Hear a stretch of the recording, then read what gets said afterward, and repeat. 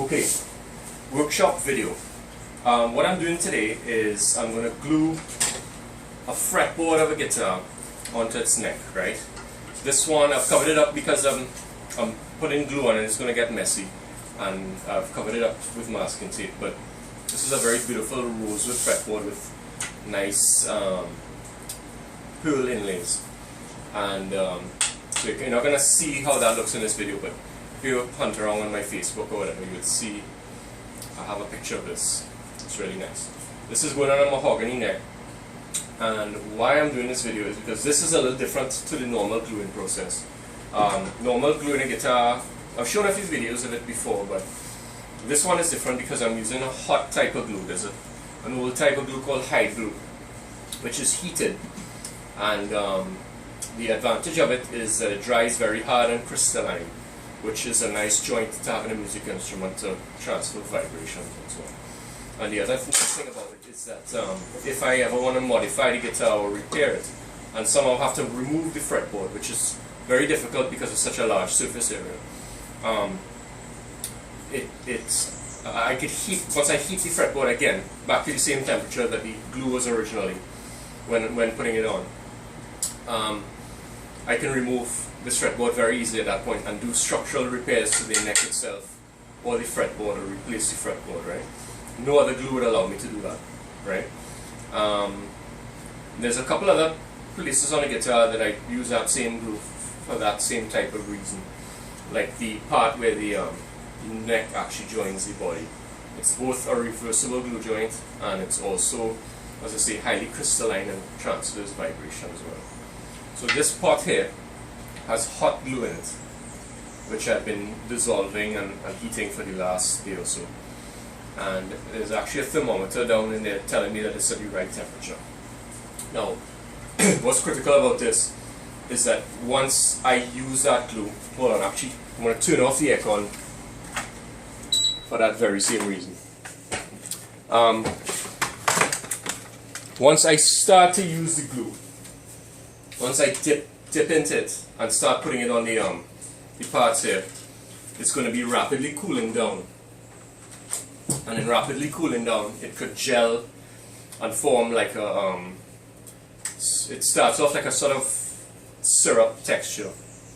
But as soon as it cools down, it starts to gum up and get thick and blobby. And at that moment, it's no good anymore. So the whole idea of this operation here is that it's done as fast as possible, right? I have to put this on to here and apply clamping pressure to the whole thing within the space of a minute, right? Which is very difficult for something that could slip off the edge or get out of alignment, because again, this is one of the most critically important alignments on a guitar, where this going onto this correctly determines the straightness of the strings going onto the body and meeting the metal parts on the body and so on. So if this was to be done wrong with normal glues, you would have to throw these away when you're done, because you'll never really be able to unglue a bad joint. But again, this glue allows me that luxury of being able to redo the joint, but the downside is how fast I have to apply it, right? So I'm going to do a few things here to sort of set myself up to do the clamping really quickly, and then you're going to actually see me do the clamping. You get to time me if I do it right. If I could get it done in about a minute, I'll be good.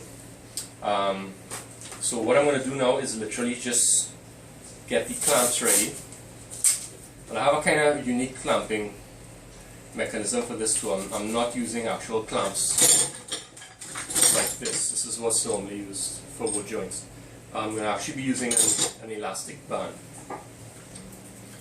and it's something I came up with on my own. I don't see anyone else using it in the industry, but it's working well for me. Okay, so I'm going to clamp this in place, right, and then I'm actually going to heat the parts up so that when the glue hits the mating surfaces, they're not hitting a cold surface, right? Because that would cause them to start gelling.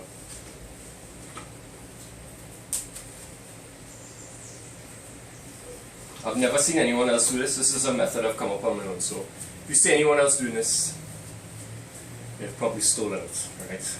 No one else does this. Okay.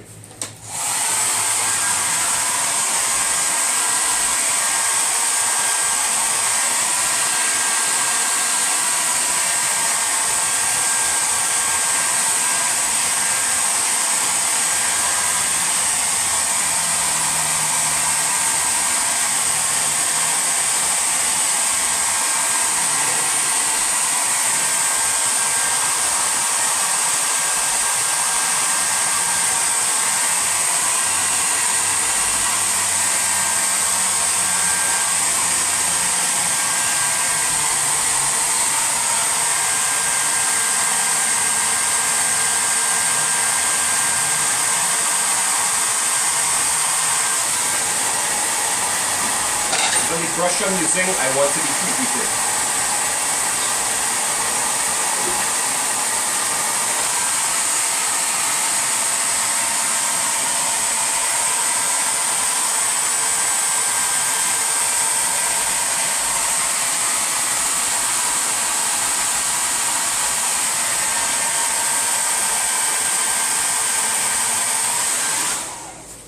Alright, if I screw this up,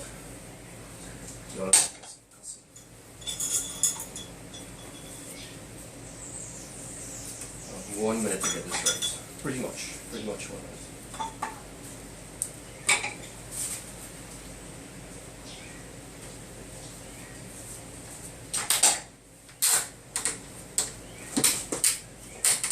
Right, that's all right.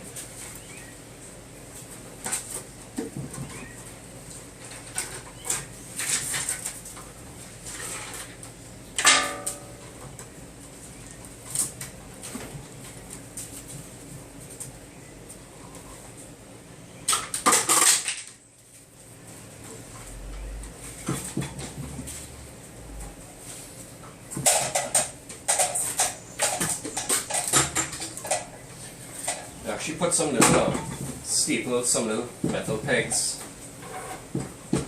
in between these two surfaces before. So when I actually place them together,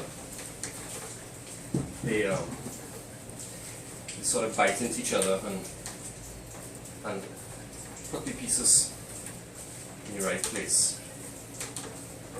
Right, I'm almost actually done there. This method is the only thing I can think of that allows me to do this so quickly. And what it does is, because it's elastic and it's wrapping around the edge, it sort of bites the two edges of the wood down onto each other, which you don't normally get with clamps. Normally with clamps, they center their force. They don't go to the edge. That's it. Perfect. That's clamped down as hard as can be. Alright. And it's aligned properly.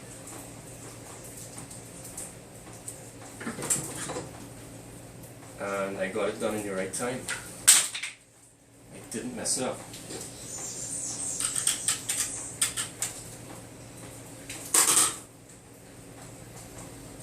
Perfect.